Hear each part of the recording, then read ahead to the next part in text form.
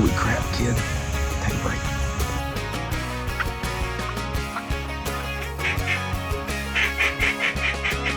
Yeah, this is your world, bro. I don't even know if I'm living in it.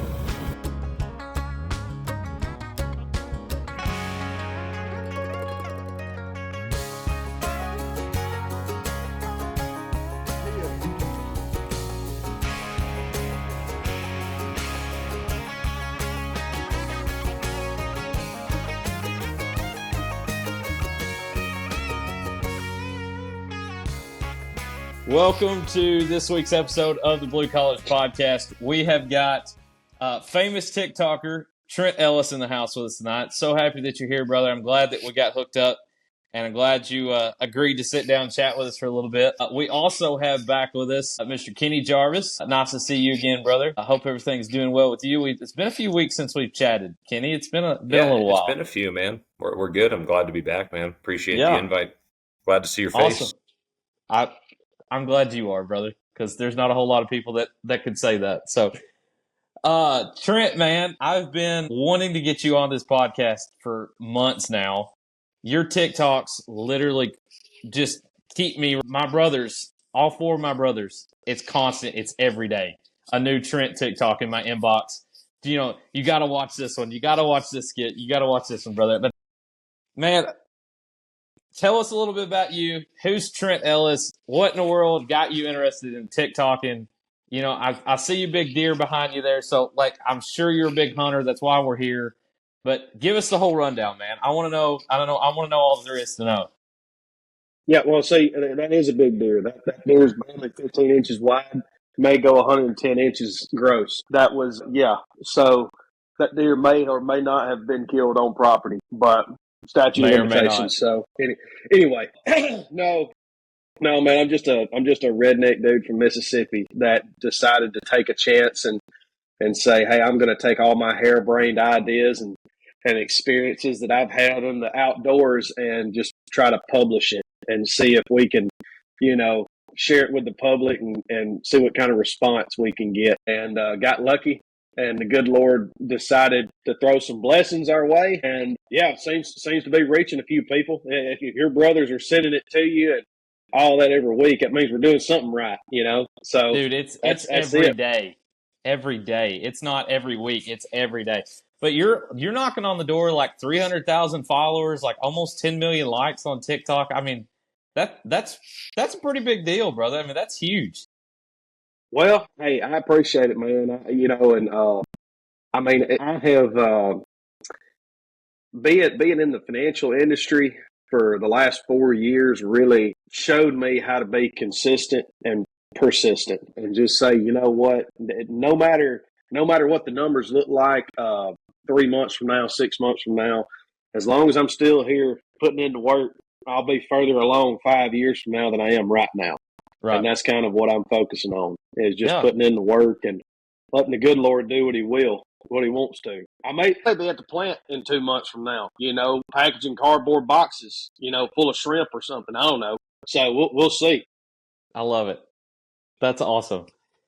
So what's your, do you still have a 9 to 5 or is this what you're doing full time?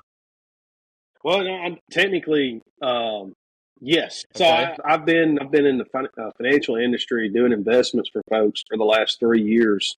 But I'm blessed enough to where I can do that on my own time. I don't have a quota or anything like that.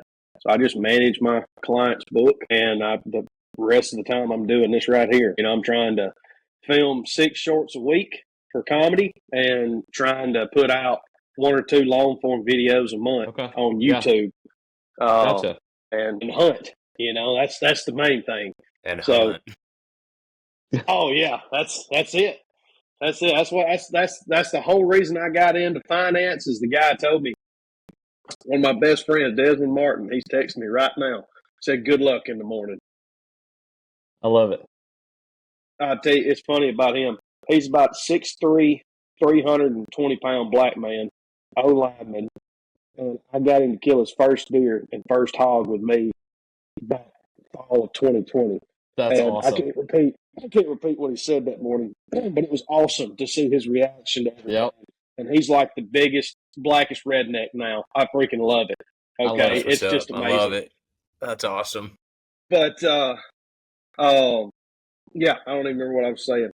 But yeah, so No, hey, Kenny can talk about this too. I mean, we've had I can't tell you how many conversations together in the last 2 months, Kenny, about that exact same thing, Trent. I mean, the main goal for all of us, we go to work so we can hunt on the weekends.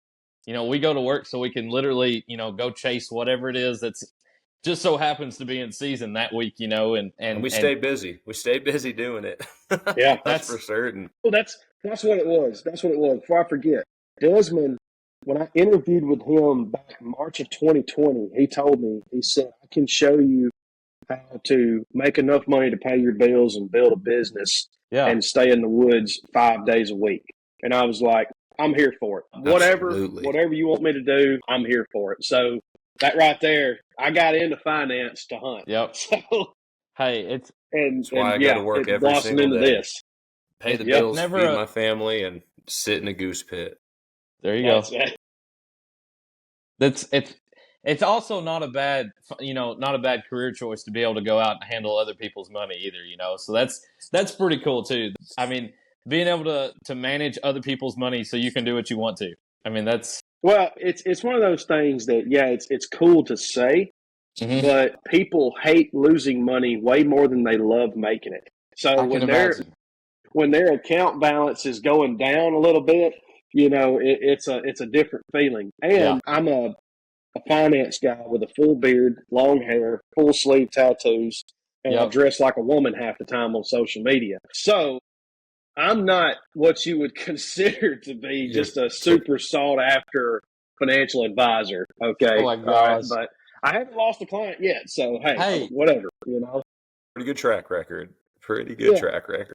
Keep going until they tell you not to. That's crazy, man. That's right. So I love it. On your responses here, tell us about the wife and kid. What does she think about all these videos of you, playing the wife? Are you playing her, or are you just playing I'm playing? Yeah, I'm playing her sometimes. I'm playing a general wife sometimes. Okay. I feel bad. I feel bad sometimes because I really paint my wife out to be this nagging broad that just that has a problem with me going hunting and just all that.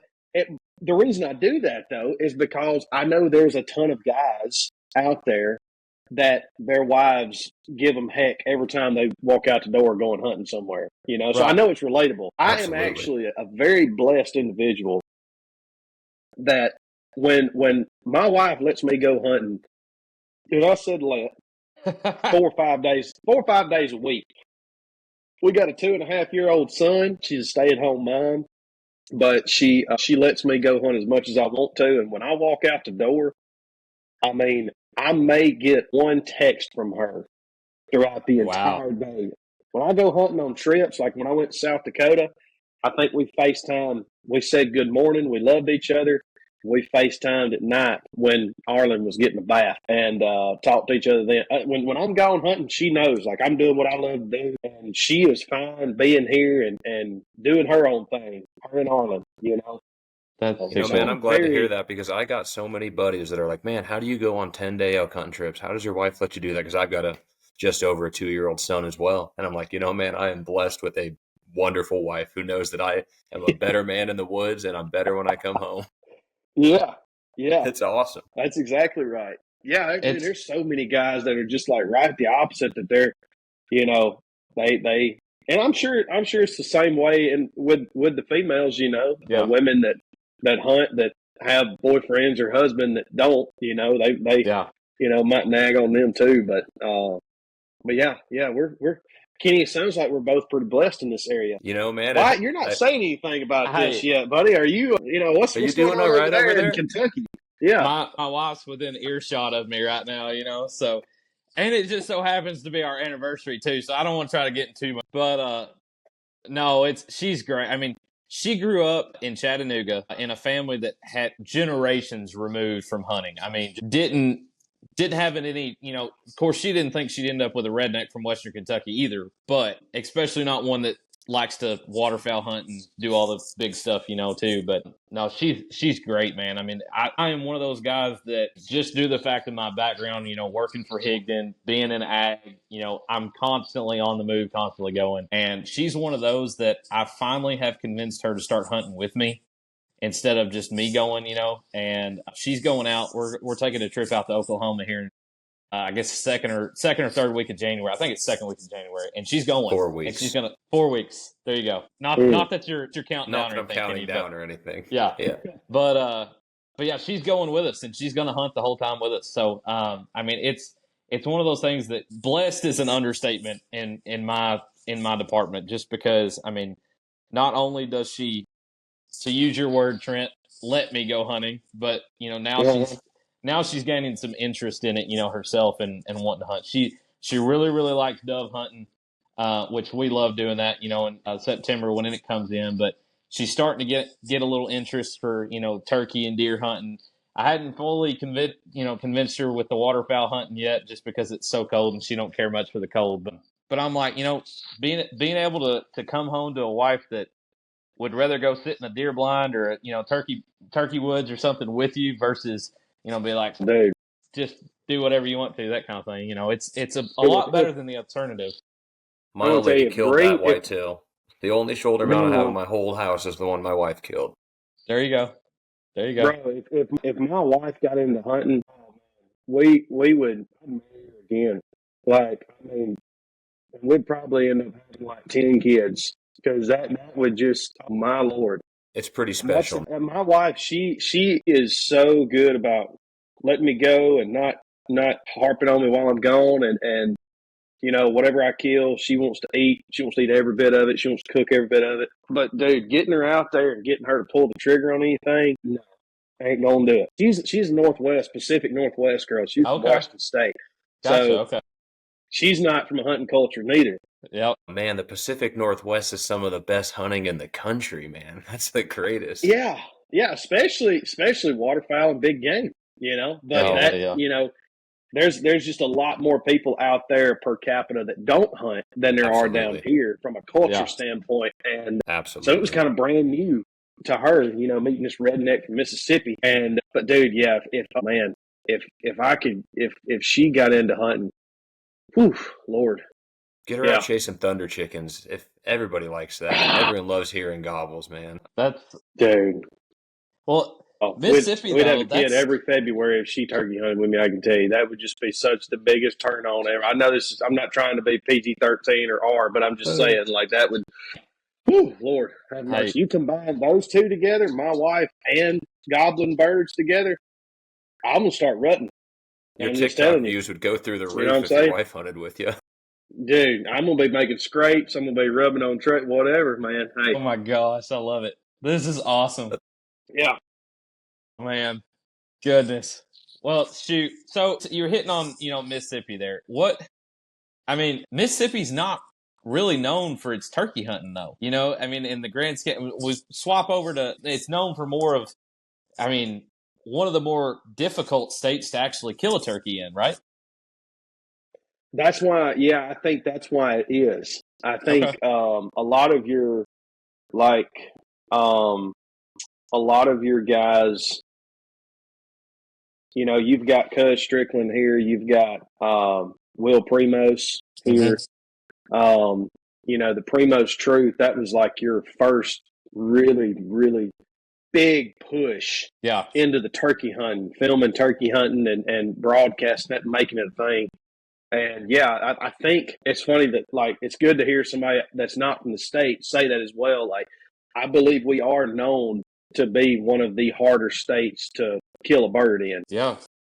And a lot of guys, we pride ourselves in that. But it is very, very nice leaving Mississippi and turkey hunting because it actually feels like you get to experience what everybody else does. And they're like, oh yeah, we're just going to go out. We're going to hear 5 or 6 birds and, we may not get one today, but we'll get one the next day or whatever. And because I told Zach with the Untamed when I went and hunted with them in West Virginia, as soon as we got out there, bam, bird gobble. And I was like, that's the first bird that I've heard in 3 weeks. And he looked at me and he was like, "Are you serious? Like, do you only That's hunt on the crazy. weekend?" I'm like, "No, Oh I've been my in the God. woods 4 or 5 days a week." And he's like, "Dude, I don't know what I would do if I didn't hear a Yeah. bird every other day." And I'm like, don't come to Mississippi. Like, I know there are people that have them, but there's a ton of us, a ton of us Mississippi boys that, especially if you're hunting a lot of public, that you'll go weeks without hearing a Wow. bird, one single bird. Wow. So doesn't mean they're not That's there. just wild. But yeah, but I My got birds are real still big gobbling. into it like 5 years ago. Yeah. My birds are still gobbling. Like, we were out deer hunting the other day, and it was a cold morning, and for whatever reason, 5 or 6 of them fired off just right there at daylight. And I was like, what the heck's going on? It's like, it's November. I was like, you guys are supposed to be asleep or something. Like, this is not supposed to happen right now. And I mean, Are they not I've never gobbling been because of pressure? Sorry, what? Are they not gobbling because No, of pressure? Are they just pressured birds, or what do you think? Gobble. They normally gobble only in the spring when they're chasing. Yeah. Like when they're gobbling to let hens know, hey, daddy's here. Yeah. I'm here. Because in nature, like with a bird, we're going against nature by acting like a hen calling a gobbler to us, because that's why he gobbles. Is pretty much all he has to do is gobble, and the hens go to him. That's why he just gets out in the field or an opening, blows up, gobbles, and then he's got a hen or whatever coming to him. But yeah, I've heard one bird gobble in deer season here, one, my entire life. So it's here at least, it's very unusual to hear that. Well, I'd never heard it in the fall. I mean, I've always heard, I mean, I've never done much fall turkey hunting before. And I mean, even growing up deer hunting, and I'm a big archery deer hunter now, but it's like growing up deer hunting, I never heard birds firing off in a fall / here we are in the wintertime, but it's just, it was a weird occurrence, but it was a really, really sweet thing. 'Cause it was like, cold morning, nothing, no sound, and all of a sudden it was just like hammer, hammer, hammer. Just one right after the other. It makes me feel good because we've talked about this a bunch on the podcast, but my farm right here behind my house, we've got like 80 acres of Roundup Ready alfalfa, which is like crack for deer, turkey, whatever, and it makes me feel good because we had a really, really good group of 2-year-old Jakes this last year that I had to convince my 4 other brothers to not shoot this year. And I'm like, just let them grow a little bit. Let them grow. Kind of felt like I was deer hunting, I was like, don't shoot the babies. Don't shoot the little ones, But no, so it's like that made me feel really good because I was like, next spring it's going to be on, because I didn't kill a bird this spring. And I hunted in like 3 different states and didn't kill one. Not one. Not one? Desperate. You goose egg the whole season? The whole season. I hunted in Georgia, Kentucky, and Illinois, and I goose egged the whole time. You go. I'll put you on the prayer list, bro. Yep, That's I awful. appreciate it. I'm going to need it. I'm going to need it. I know there's birds here. My brother killed one right out my back door opening morning, and of course I wasn't here. I was out of town. But I mean, that's just how it works, man. It's bad luck. Man, you're making sometimes. me feel bad. I How about lucked Kenny? into one. Do you turkey hunt, Kenny? Man, I was just getting ready to say I lucked into my first turkey this spring up in Wyoming. I've always been a big game elk hunter, man, and these guys kind of talked me into trying to turkey hunt, and I got invited to go up to the Black Hills, Wyoming, and dude, it was awesome. It was so cool. It was just like hunting elk, but they can't smell you. So it was freaking sweet, man. Yeah, I lucked into one, awesome. And the only way I can explain it is I hunted it like an elk. I ambushed this gobbler that was walking up a ravine, and it was so cool. I'm hooked for sure, though. I'm definitely into it. I'm going to try to get to a couple different states this spring. Between chasing spring bears, I'd like to also shoot some spring turkeys this year. Heck yeah. I had the opportunity. Me and my buddy Caleb Warren, we have a podcast, and we ain't done an episode in 4 months. We got to get back on it. But we had Ted and Nick from THP on there. Okay, yeah. And Ted, I asked him, because he's from, I can't remember where Ted's from. I think he's from Iowa, Missouri, or somewhere up there. But I asked him, I said, you come from deer country. You come from deer / turkey country. He's not like Zach, who come from Colorado. And I wanted to ask him, I said, man, honestly, what's the most fun? Is you coming from deer country is it more fun to elk hunt or deer hunt? Because me personally, like when I was in South Dakota, those boys were like, hey, if a mule deer comes up, I'm like, dude, I don't care if a 197-inch mule deer walks up, you shoot. I Yep. want the 130 whitetail. Like, that's Yep. what I'm after. And Ted said, without skipping a beat, he's like, the funnest hunting ever is elk hunting. He's like, just being, obviously, it's like turkey hunting to where you, and I'm speaking from what he was saying, paraphrasing, but like it was like turkey hunting where you can interact with the animal and call. But he said just the ruggedness of elk hunting, you know, getting out there and hiking out 10, 15, 20 miles to make camp and then just hunting for 6 days around there. He said it's just a completely different beast. It's you know? unreal. You want to So, feel as it's on close the as you've bucket ever list. felt. Yeah, you want to feel as close as you've ever felt to God. Hike 10 miles straight into the backcountry with a tent on your back and stay there for 7 days, man. It's incredible. It is my kryptonite. Elk hunting is what I eat, sleep, and breathe, brother. I love it. Now, do you It's bow fun. hunt or do you gun hunt? I'm an archery only hunter. I don't gun hunt anything except for spring bears, really. Trying to be Cam Haynes. Damn it. A little bit, but I shoot a Matthews. Hey, I'll shoot a Matthews too now. All right, but Oh my I God. mean, I get it.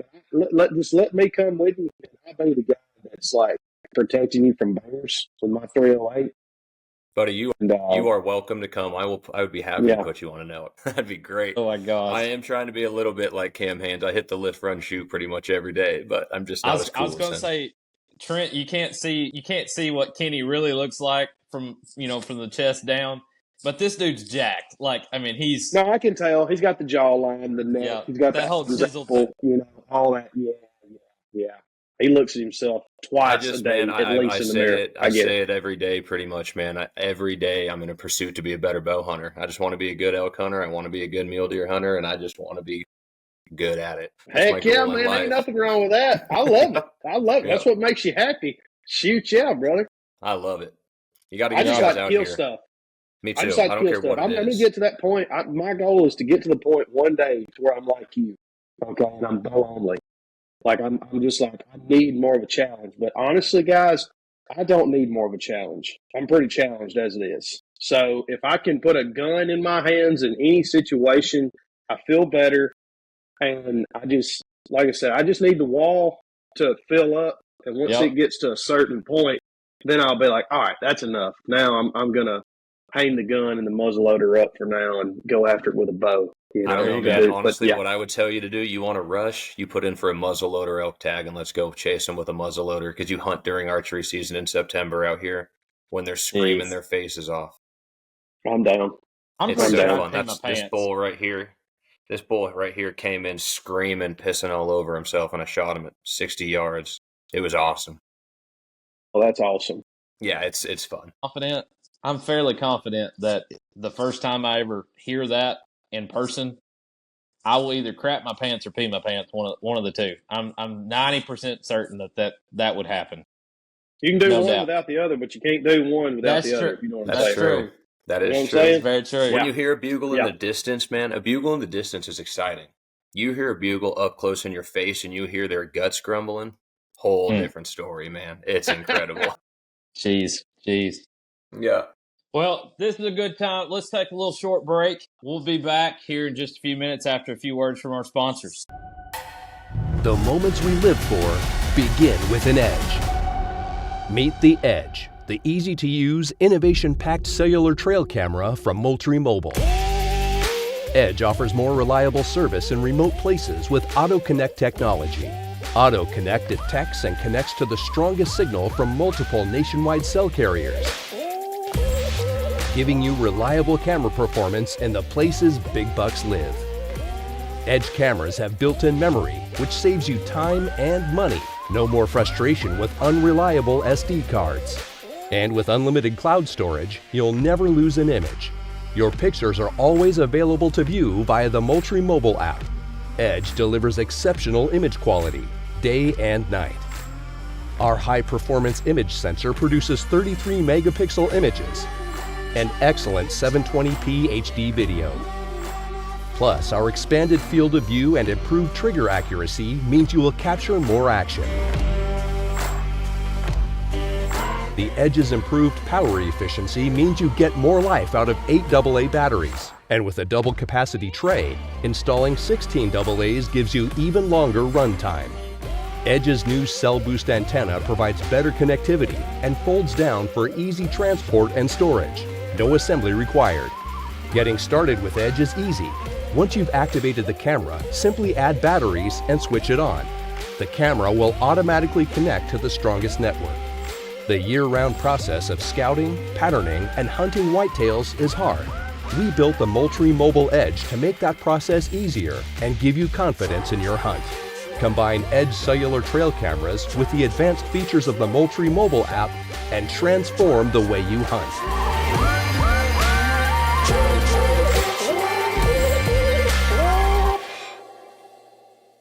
Open invite. I'm extending it to you right now. Anytime you want to come up and kill a Kentucky bird in the springtime, you just let me know. I know people that can get you on one. I'm telling you, we'll make it happen. We'll film the whole thing. Dude, I'll show up. I'll show up. I'm not one of those guys. You know what I'm saying? My family's, we got a cabin up in the Rockies. If you want to kill an elk, man, I'll tell you where to put in. We got beds for you. Let's do it. I don't need a bed. I have a truck bed. There you go. Dude, I'm telling you. I literally, like, I'm not as extreme on what weapon system I use on what kills the animal like you are. But when it comes to just killing things and ending life, I'm pretty extreme. And so I didn't fill my tag in South Dakota a couple weeks ago. Well, we're driving out to Washington for Christmas so I can spend it with the in-laws. Well, we can spend it with the in-laws. I'm not going out there without them. But we're stopping in South Dakota, and I'm literally hunting one morning while they sleep in the hotel. I'm going out that morning for 4 hours and trying to fill that tag. And and that's going to be after a 22-hour drive straight. Jeez. So dedication. I'm all about it. So that TikTok you posted about, I was just going to say that TikTok you posted about hunting on Christmas Day, that was legit then. It was funny. Yeah. Like when me and Bree first got married, hunting on Christmas was just like I get how much you love to hunt, but no, you're not doing that. And I'm like, hold on. I'm a man. Yeah, I think I am too, son. Let me tell you right now. I'm going to be sitting in stand on a thicket somewhere between 10 and 1. All right. But no, now I'm trying to used to, man, I think this is my first year of growing up. Mm-hmm. Okay. I'm 29 years old. And I feel like this is my first year to actually grow up. I'm trying to play my brownie points just right. Because, see, here in Mississippi, the hunting don't get good. Where I'm at in Mississippi, the hunting does not get good. The rut does not happen until Christmas to the 1st of January. Really? So Christmas time to the 10th to the 15th of January in North Mississippi is peak rut. Peak rut. Like right now, our deer are just now starting to pre-rut. Wow. Just now starting to. So what I used to do every year until this year, I'd hunt 4 or 5 days a week all through the freaking year before the hunting even got good. And I paced myself. I paced myself, and I've saved up a lot of brownie points. And I'm fixing to cash them in. This next week, and then we go out to Washington. And when we get back from Washington, it's going to be single for a little while. I love it, man. That is too cool. I mean, so that's so weird compared to like how it is up here in Kentucky. Like, if we get a cold snap last week of October, it's on. Like, they're balls to the wall. They're running, and most of ours are done. Y'all ain't but 4 hours away. I know, and it's crazy. I mean, most of ours are done rutting by Thanksgiving. And, I mean, it's just like, I've got one buck finally showed up on camera that's not even a shooter. I mean, he's a 3-year-old, but he's not anywhere big enough. I mean, nowhere near big enough. But 3-year-old showed up on camera 2 days ago, just walking through the field. And that's the first shooter buck I've seen all year long. I'll say shooter buck. It's first mature deer that I've seen on film all year long. And it's just like, our deer are so crazy, and our farm, the way it's set up, it's like the highest point in our whole county. So it's like they're constantly using us as like a traffic area, but they're all still, they're all still nocturnal. And I mean, it's just, I've not killed a buck since 2019. And I hunt nearly every single day before Thanksgiving. Wait a minute. Are you talking about, when you say a buck, are you talking about a buck you would hang on the wall or just a buck? No, I'm just talking a buck, a male deer buck. It's brutal. It's brutal. But you've killed a doe. You shot a doe this year. Oh, I shot 2 does this year. 3 does. You got me. It's just not the same, though. It's not the same. Until you get those horns in your hand, it's just not the same. You know what I mean? I know you can't eat the horns, but I know. It does make it more fun. I don't want to hang the nutsack on the wall. You know what I'm saying? Like, my old lady wouldn't like that much. No, that's the thing, though. Trent, I mean, it's like, so I'm a camera guy now too, so it's like I spend the majority of my hunting seasons anyway behind a camera versus behind a gun now. I mean, I'm constantly filming for other people, so I've seen a lot of deer get shot.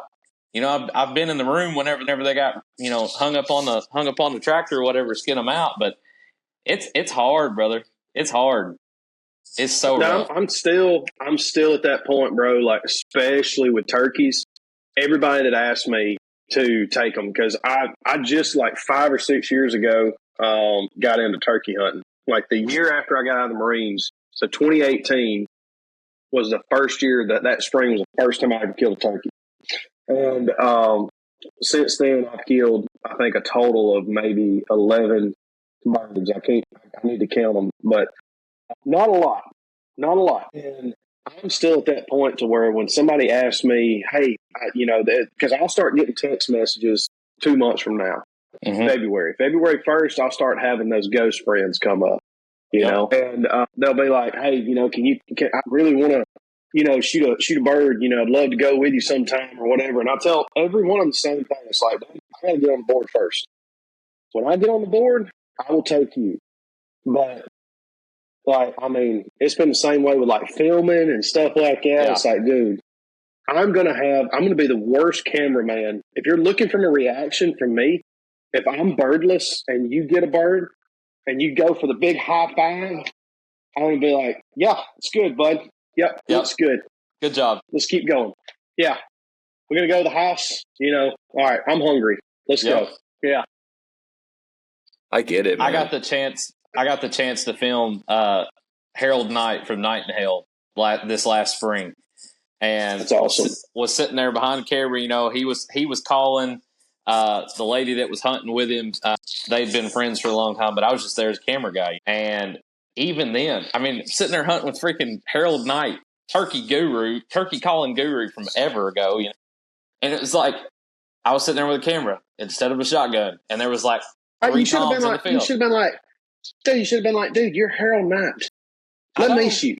I know. All right, I'll still hold the camera on this hand. You just call and I'll prop, I mean, I had a tripod. One hand, that turkey load. I had a tripod. Oh, yeah. Thousands of birds have you seen? Come on, man. Help your boy out here. Seriously. I mean, I'm not one to ask for handouts. I try not to sound like a douchebag, but I'm just honest, man. I'm just honest. The whole reason we got into it is because we want to kill other people kill exciting after you've already killed. Yeah, I'm very self-aware, and I'm honest with people. And it's like one of these days, maybe when I'm like 35 or 40, another 5-10 years, when I've killed a lot more birds and a lot more deer, maybe I'll be like, all right, I'm gonna give the first bird this year to somebody else. I'm gonna hold the camera more this year than I am gonna. When that's gonna happen for me? There. When my son's about 10 years old. When my kid can do it, that's when they get to pull the trigger first. So so that would be another. If he's 10, that would be another 8 years. So we're 8 years from that. I'm gonna kill so much crap between now and 8 years, though. Like it's just gonna be. Oh my gosh. Yeah, I love it. So I keep telling myself, at least, I'm like, I'm gonna kill a deer, an antelope, a bear, and an elk every year for the next 8 years. So that when my son's ready, I don't have anything to hold back on him. There you go. Yeah, exactly. There you go. Exactly. You got to get it out of you, man. That's right. So that's right. Trent, just real quick. I mean, I want to try to bring us back a little bit, just because of you've got such a huge presence online right now. And, you know, I want to just kind of talk just a little bit about, number one, just what got you into that to begin with, number one, you know, and just how did that come about? How did that work out? And then, you know, talk about what comes next. You're a funny guy, man. I mean, are you going on a comedy tour? Like what's going to go, you know, what's coming down the road, you know? Look, man, Alex Hermosi said the best thing I've ever heard. He said, if you don't make the goal an object, if you make your goals the work, the objects will come later, whenever they're supposed to come. And so my goal is to make 6 comedy shorts a week, preferably on Monday and Tuesday. That way I have Wednesday, Thursday, Friday, Saturday, Sunday to hunt and be with my family. And to also, like I said, put out a long form, 1 or 2 a month. I'd like to get that up too. Comedy, I mean, honestly, I feel like stand-up would be so fun. I also think that is a completely a whole nother tier of comedy. I feel like I'm on the lowest tier that you can be on. Those guys are, you know, like I'm like JUCO right now, and those guys are NFL. You know what I'm saying? Like I'm not even in the CFL. You know what I'm saying? Like I'm not even there. I'm JUCO, like barely D3, maybe gosh. not. Those, I mean, honestly, with stand up too, I feel like it'd be super fun. But anything that takes me away from my family, I'm not interested in, really. That's you know, I know like man. comedy, like tours and stuff like that. You have to go on tour. You know, you have to go and you see a lot of these comedians, they are, you know, Lord, they're doing, you know, 20, 30 shows over a 6-month period. And it's like, man, I don't care. I don't care what they're paying. I ain't doing that. You know, that ain't worth it to me. Right. I'm going to just continue doing what I'm doing. I'm going to get into the merch business. Should start selling my first line of merch February the 1st. Heck yeah. Awesome. But I don't need to make $1 million a month. You know, I just need to pay the bills, make a little extra to invest, you know, for a rainy day and be with the family. You know, as long as we can do that and I can hunt and be together, I'm going to keep on business as usual, you know.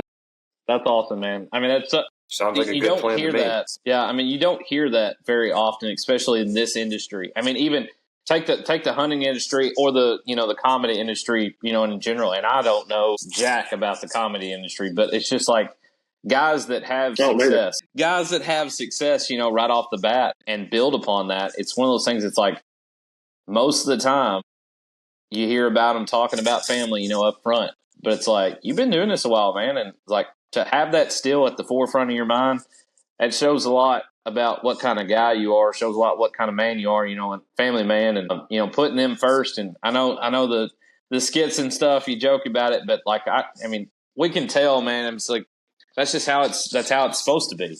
You know, a man's supposed to be able to provide for his family, and you're doing that. You're just doing it in a really, really entertaining way, you know. So you're doing it a really cool way.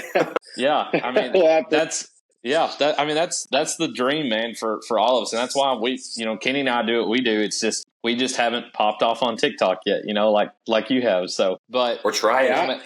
All right. So Kenny, is this like, or is this y'all's baby right here? The Blue Collars podcast, is this y'all together, or what are y'all Wyatt doing? Started so all Kenny, of this. What do you? Yeah, so this is Wyatt's thing to go with. I've just been fortunate enough to be invited on, and it's something that I really love to do. It's something I love because hunting is my true passion in life. But Monday through Friday, man, I buy, sell, and repair heavy machinery. So that's just what I do normally. I just want to be able to get out and hunt more. So we've been putting a lot of time into this and effort into this and into content creation. And Wyatt's been teaching me how to run a camera so I can create content and get a little bit better about capturing the moments. And but yeah, Monday through Friday, man, I'm just your standard blue collar guy. And I think getting into this right here, the podcast, it's going to take you longer. But man, I feel like podcasting is the thing to get into, because once you have a following, you have a cult. Yeah. Every one of your listeners right now I mean, whether it's, 100 people or 100,000, they want to hear you and your guests talk for an hour. Like if my videos last a minute, you know what I'm saying? So if it's a bad minute, it's like, it was just a minute, whatever. But they got to set aside time, to listen to y'all. And that's powerful. That's awesome. And I feel like that's something that, a little bit, like ultimately our goal isn't to just be like big and to be known. Like we want to make people better in the hunting industry. We want to be a resource to help people learn about all different aspects of hunting, be it turkey or waterfowl or bears or elk or whatever it is. We want people to listen to us when they want to go on a hunt and be like, oh, these guys know what the hell they're talking about. Let's sit down for an hour and listen to these guys. So that's our goal. Well, ultimately being big would be cool, but we want to help people. Well, I feel like as long as you're consistent and as long as you stay at it, I tell everybody the same thing. If you're here in 5 years, you're going to be a heck of a lot bigger than you are right now. And podcasts are where people go to find genuineness. That's where they go to, if somebody wants to find, who an actor really is on TV, they're going to look for an interview. They're going to look for a podcast that was on. And I think in today's society, people are looking for genuineness more than they are. That's more entertaining to them than anybody being super funny or, super flashy or super talented. They just want to feel genuineness and they want to connect, be able to relate. Absolutely. And that's a podcast is where you do that. That's so being a school teacher, they always encourage us every beginning of every year to pick our one word, for the school year, whatever. And mine has been consistency this year. And it kind of ties, it ties into hunting. It ties into, podcasting, ties into content creation, all that kind of stuff. It's just, as long as you are consistent and you're putting out consistently a good product, people are going to catch on at some point. It might take 3 years. It might take 10 years, whatever. But at some point or another, you're going to get enough, support, or you're going to meet the right person. You're going to have the right conversation, that kind of thing. It's going to happen at some point. It's just being consistent, and that's my word. And the biggest thing is not being afraid to fail too, man. We've tried so many things and fallen and got back up. And I've said it before, and I'll say it till I'm blue in the face that, man, failure is the prerequisite to success. And I mean, you have to fail to be successful, and we failed quite a bit. And I think it's just, hopefully soon it'll be our turn to be successful, but we're trying. We're slowly climbing up that mountain. Yeah, definitely. Yeah. Well, that's it, man. Yeah, that's it. You just gotta stay there. I'll tell you this, and I know you want to move on, but you're talking about timelines. You can look this up on YouTube. But Joe Rogan, somebody asked him how long it took him for his podcast just to pay for itself. Right. He said 5 years. Oh, I believe it. And now you're talking about the best podcaster, the biggest guy doing $100 million deals with Spotify now, and it took him 5 years just for the darn thing to pay for itself. Like that's, and now look where he's at. So yeah, he's just Joe keep Rogan at it, now. man. Yeah, exactly. Well, shoot, let's move on into the segment we like to just, hunting story segment, man. I want to know, you've been hunting, I'm sure, since you were a kid. I want to know that one story that constantly sticks out in your brain. Like, meet a stranger on the street and they come up and be like, yo, Trent, what's your favorite hunting story of all time? I want to know that one. Golly, I have so many emotional hunting stories, man. That's so hard to nail down. I guess I'll tell you, this is, I'll tell you one that I've told on other podcasts before.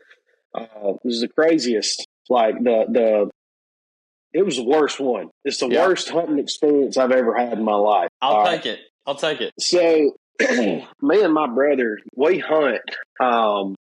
We hadn't hunted together a lot in the last 2 years, but before that, we hunted together nonstop all the time.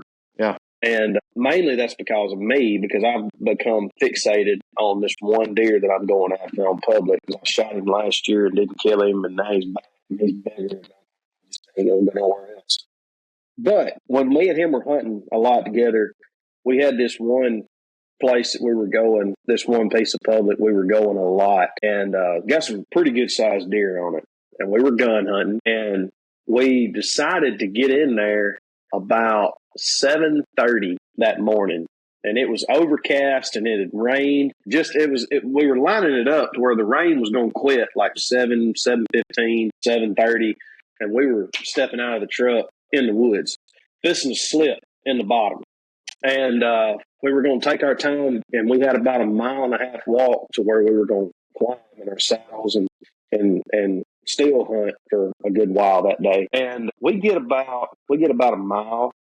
We get about a mile deep in there. We get a good ways in there, and we're in the bottom right next to an old river, and we look up, and about 100 yards, give or take, there's a doe out there. And this trail that we're on, we got a river right here next to us, big hardwood bottom, but there's a walking trail, four-wheeler looking trail right there that we're walking on, and it kind of goes up another 15 yards and takes a left. And there's a bunch of trees and everything right here in that corner where it takes a left.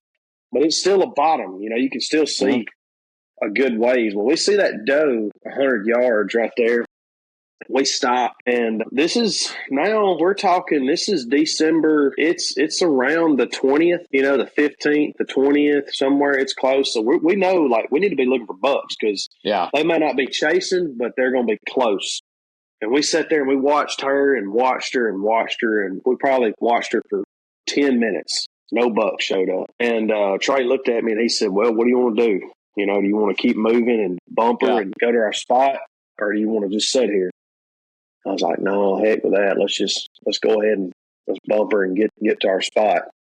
Well, we walk up to where that darn trail barely makes a left, and he's standing there about 70 yards broadside on the trail. He's 60 yards from her, and he's looking dead at us. And I'm talking about that sucker. Y'all can't see. He's wide. He'd put that one right there. He'd eat that one. Okay. Yeah. I'm talking cannibalize it. All right. Big deer. And I'm sitting there at the time, like I said, like he's like 60, 70 yards from me. And I've got a 308. Okay. All right. And I've never had a problem killing deer with a gun. Like, I've always been very confident, very good. You know what? Literally pulling up on this deer, thanking God as I'm pulling up on the deer for giving me the opportunity to kill this deer. Like, I've already, in my mind, he's already dead. Yeah. I'm just sitting there like, "Oh, thank you, God. Thank you so much. Thank you so."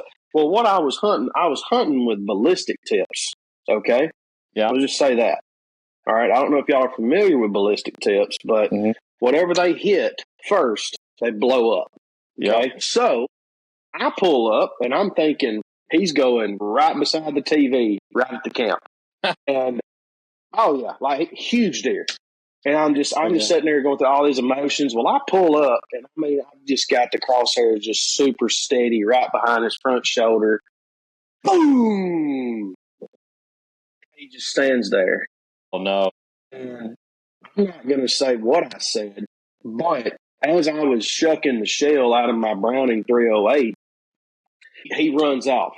So then I take my gun and throw it over my shoulder to try as hard as I can to break this gun. As I start to do that, my brother slaps me on the chest and he's like, "Stop, I know what you did." He's like, "Look, I know you didn't see it, but there was a huge limb, vine, whatever, in front of that deer that was as big around as your fist." He said, "As soon as you shot," he said, "I saw it blow up." He said, "Are you hunting with those dadgum ballistic tips?" And of course, yeah. Well, so I'm super pissed. Okay. I mean, just as mad as you can possibly be. Definitely. And I'm like, all right, so we got another half a mile to walk, give or take. And I'm like, all right, let's go. Let's hunt. Whatever. It's already done with anyway. My life's over. I'm just going to kill myself, I guess. Life's over. I'm never going to get a shot at this deer. And freaking, we walk up and another 500-600 yard Trey bails off to the left and he goes in there and I go up another 300 maybe and I go off on the left right off the edge of an oxbow. And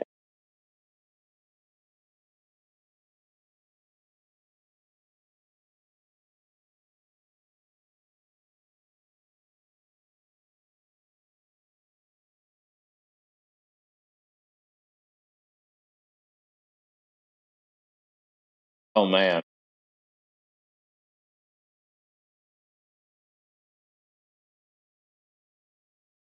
Him and a pile of does ran back to where we were hunting. We were going to be Gotcha. hunting. Well, Trey ended up bumping him because, see, Trey, my brother, he was hunting on the edge of a big cane thicket. I was going to be hunting on the other side of it. Okay. Well, when Trey walked in there, he bumped that deer towards me. So I'm sitting there going back in my mind, thanking Jesus again for a second chance. I'm sorry for saying all the words that I said back there. I never meant them. And I pulled up, and Oh, my gosh. I've never had this happen. I've never had this happen. I pull up, click, and dude. So I shucked the shell and I tried to get back on him. By the time I got back on him, he had already crossed the river, and he was. I couldn't get on him, couldn't get a steady shot. So I go back and I look at my shell. Yeah. And I go back and look at my rifle shell, and it's got the smallest little pin dot of where the firing pin struck it, and it was fully seated. I have no idea why. I shot the same gun, the same bullet. The very next day, the gun was on. I don't know. I just did something that year or prior. Maybe it was something from the Marine Corps days that God was like, "This is punishment," and He showed his wrath that day. But I punched the tree, and I had tears flow in the middle of the tree that day. Once I got up, and that was the worst. That was the worst experience I've had. And mind you, that was the year after. I'd already missed a buck that year with my gun, too. I already missed a good buck prior to this.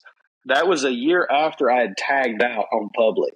Oh. And I was like, oh, yeah, can't tell me nothing, son. I'm freaking Mississippi. Tagged out, baby, got a wall hanger. Like, jeez. Come on, baby. And then the next year, gosh. God's like, yeah, no. Like, so, you thought. A little bit of humble pie. Yeah. yeah. Oh, it was terrible. Jeez. So, yeah, that's it. Wow. That's that brutal. Sucks. Yep. That hurt my soul, and it didn't even happen to me. Now That's such a bummer. Now I'm sitting here wondering, like, what in the world I did wrong to. I must have been way wrong because it's been 5 or 6 years since I've killed a buck. So I must. Yeah, I but must you've be in been the doghouse. sacrificing. You've been camera rolling. Like your next buck's going to be like 185-inch open young. I'm glad you said that. I will take it. I will take it. Yeah, the we'll hunting public's going to have you out. Seek one. Oh, gosh. Somebody's going to have you out. I mean, you're going to get you a booner. It's going to rain down blessings. That or a spike. Or a spike. So that or a spike. A button I love buck. it. Well, shoot. Well, let's wrap it up with this is literally one of my favorite segments that we've ever done on this podcast, and we didn't do it all last season for whatever reason. And I've fought with myself about bringing it back, but it's too funny, and you're like the perfect guy for this. But I call it Snack Shack because I want to know. Every guy's different. Every guy that I've talked to about this has given me a different answer, and that's what's so funny about it. But when you go to the deer blind, or you go to the turkey woods, or you go to the waterfowl duck blind or whatever, I want to know what that snack is that you're going and raiding the pantry at your house at 3 a.m, when you're packing up all your gear or whatever. What's that snack for you? Dude, it's nothing but oatmeal cream pie. That's it. That's the OG. I respect it. That's the OG. Yep. Never misses. Yeah. You got to have, I mean, honestly, if you got to pick one and leave the rest, it's that. But like perfect blind snack setup, especially waterfowl. I love waterfowl hunting because you can do that. You can conversate. Up. You can do this and that and smoke cigarettes and all that kind of stuff, and it's great. No, you got to have oatmeal cream pies, beef jerky, and Red Bull. That's right up my That alley. right there. I mean, as long as you've got that and like dude wipes, I'm good. I am totally good. Throw in a You're right pack about of that Nutty one. Buddies and you're ready to roll. Dude, there's something. Yeah. Is that yours, Kenny? We haven't even asked you, Kenny. Is Nutty Buddies? Yeah, Kenny, is that yours? what's your go-to blind snack? So it just depends on what I'm hunting, man. If I'm hunting waterfowl, if I'm sitting in a goose pit, straight up, dude, it's going to be 7-Eleven berry crisp coffee with the little prepackaged banana breads every time. Oh my gosh. Every time, dude. I thought you were going to say like a Cliff Bar. No, that's elk hunting snacks. I was going to say elk hunting, blueberry Cliff Bar. That's so oddly specific, Kenny. Dude, it's just, because I eat so healthy Monday through Friday. So Saturday morning, I'm going to the blind. For you. I grab my thermos, I fill it with 7-Eleven crappy coffee, and I grab my junk food, and I sit in there, and I eat it, and I enjoy it, and that's my only time I get to do it. Oh, my God. They say if you're very healthy, if you look good, you feel good. Are you happy? I'm. Like, are you really, like, because, like, I'm at the point, like, I've got popcorn right here. I've got a ton of snacks in there. If I want it, I get it. I got a little pudge, you know. I'm not modeling for anybody, but I feel like I'm genuinely at a peaceful place in my life. I just want to know I could look better. Like back, you know, military days, I look at those old photos and, you know, I kind of had your jawline, you know. But I feel like every time I try to go on some kind of diet or something, it puts me in a fit of rage to where I could just, you know, beat foster children. That's the problem. I don't diet. I don't do none of the diet crap. I just eat clean. I eat game meat a lot, and that's about it. I am happy, actually, surprisingly. But, man, there are days that I just want to eat an entire tub of Toll House chocolate chip cookie dough and not regret it. And sometimes Kenny, I do. Take your hat off for a second, Kenny. Take your hat off for a second. See, Trent, we both got something going for it. We still got both head full of hair, you know. Yeah, and it's bacon. That's what it is. I'm genetically cursed. I get it. I'm genetically cursed. I do respect the stash, though. I guarantee you, my wife, I haven't seen your body, but she would probably trade your body and hair for my hair. She hates my hair right now. So I'll have to send you a picture on Instagram. I'm not sure she loves my body anymore. I worked in the oil field, and I had mullets down to my back until my hair got thin. Nice. I did it. Nice. Shoot. Well, we're knocking on the door of that hour mark, Trent. Man, this has been so much fun. I don't think I've laughed on a podcast this much ever in my whole life. That was good. It was good. It was fun. Good deal. I appreciate your time, brother. I appreciate you being on. Listeners, you can find this podcast on YouTube and Spotify, and coming very soon, we're going to be on Apple Podcasts as well. Check us out on Instagram. Check out Trent on TikTok. If you haven't laughed today, go find him on TikTok. I guarantee you will laugh. It will be the best decision you ever made. Go check it out. Trent, man, thanks again. Kenny, thanks for joining, guys. I appreciate the heck out of you. Let's Trent. Appreciate y'all. Let's get together in the springtime. Go chase some turkeys or something. I'm down. I love it. I'm down. I'll be there. Awesome. All right, man. I appreciate you, Kenny. Thanks, man. We'll do it again sometime.